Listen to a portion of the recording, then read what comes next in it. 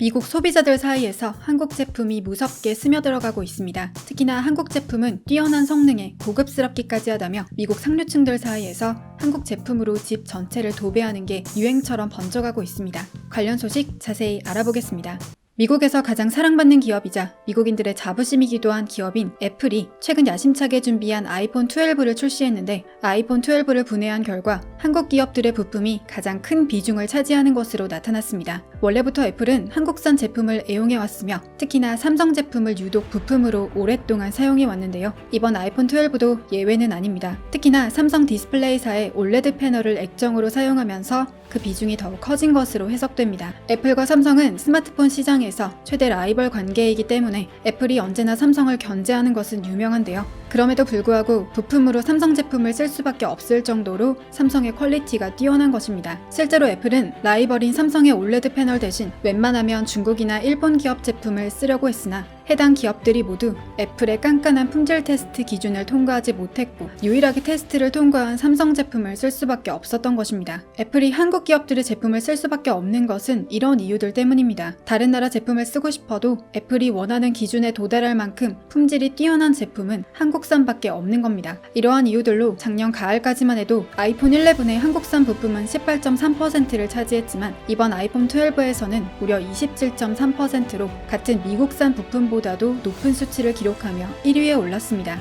반면 일본산 제품은 아이폰 11에서는 13.8%로 한국산이 18.3%였던 것에 비해서 5% 정도 뒤처진 수치였는데 이번 아이폰 12에 와서는 한국과 달리 큰 도약을 하지 못한 채 오히려 더 떨어진 비중인 13.2%를 차지해 27.3%를 차지한 한국과 무려 2배나 차이나는 상황이 됐습니다. 전 세계에서 가장 잘 나가는 스마트폰인 아이폰에서의 부품 비중으로만 봐도 한국 기업들은 무섭게 성장해 나가고 있는데 반해서 일본은 정체되다 못해 외려 뒤처지고 있다는 단면이 그대로 드러나는 것으로 보입니다. 해당 사실이 알려지자 일본 언론들은 이 사실을 대서특필하며 망연자실한 감정을 감추지 못했습니다. 니혼게이자이 신문은 지난 21일 한국산 부품은 전작인 아이폰 11과 비교해 비중을 크게 늘려 일본과 격차를 벌렸고 심지어 미국도 제친 것으로 분석됐다며 탄식했습니다. 신문은 유기액정 패널 분야의 세계 1위인 삼성 부품의 공급이 크게 늘어난 게 한국산 비중에 영향을 끼쳤다는 것으로 해석했습니다. 실제로 삼성 계열사인 삼성 디스플레이는 지난해 중소형 올레드 시장 점유율 86.3%를 기록할 정도로 전세계 시장을 장악하고 있습니다. 게다가 아이폰 12에 들어가는 올레드 패널은 한 장에 $70로 아이폰 12 부품 원가 총액의 20%를 넘는 가격입니다. 즉 아이폰 12 시리즈가 많이 팔릴수록 애플사가 가장 돈을 많이 지불해야 하는 회사가 바로 삼성이라는 겁니다. 니혼게이자이 신문은 621 패널은 일찍이 소니, 파이오니아 등 일본 업체가 먼저 개발에 나선 분야였으나 이후 한국 업체와의 투자 경쟁에 따라가지 못하고 있다.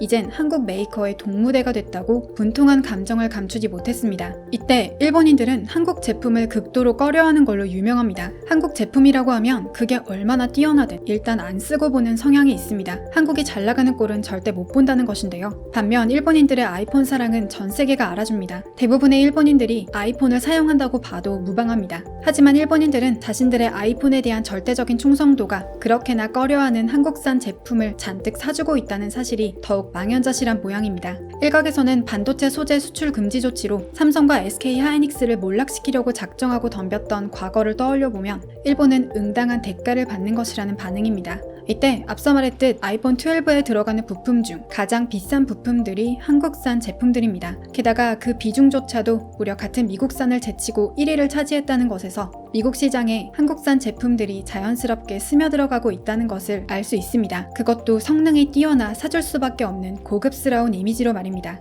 그런데 미국 상류층들이 가장 사랑하는 한국산 제품은 사실 따로 있습니다. 바로 가전제품들입니다. 미국 부자들 사이에선 집을 꾸밀 때 삼성이나 LG 제품으로 집 전체를 도배한다는 말이 있을 정도로 한국산만 고집합니다. 다른 미국, 일본 기업들에 비해 월등한 성능을 가진 건 둘째치고 디자인마저 상류층을 저격해 고급스럽게 만들어 언제나 삼성과 LG는 미국 소비자들 사이에서 가장 우수한 가전기업 1, 2위를 엎치락뒤치락하며 차지하고 있습니다. 특히나 코로나 이후 LG와 삼성 가전제품의 판매율이 급증했다는 기사가 나왔습니다. 집에 있는 시간이 많아짐과 동시에 타인과의 접촉에 예민한 상류층 부자들이 삼성, LG에서 출시하는 의류관리기, 건조기, 식기세척기 등 프리미엄 신가전 부문을 집중적으로 구매한 것이 매출에 큰 영향을 미친 것으로 알려져 있습니다. 의류관리기의 경우 밖에서 묻은 먼지나 균을 모두 없애 살균작용이 탁월해 그런 것들에 예민한 상류층들이 LG나 삼성 스타일러를 즐겨 찾는 것으로 알려져 있습니다. 건조기나 식기세척기 역시 청결에 예민해진 팬데믹 이후 미국에서 가장 구매력이 높은 제품군들 중 하나로 조사되었는데요. 이 덕분에 LG전자의 경우 비수기임에도 불구하고 올 하반기 최대 실적을 돌파했습니다. 올해 3분기 매출 16조 9천억 원, 영업이익이 9,500억 원을 넘어서는 실적을 냈으며 3분기 기준으로 매출, 영업이익 모두 역대 최대 수준입니다.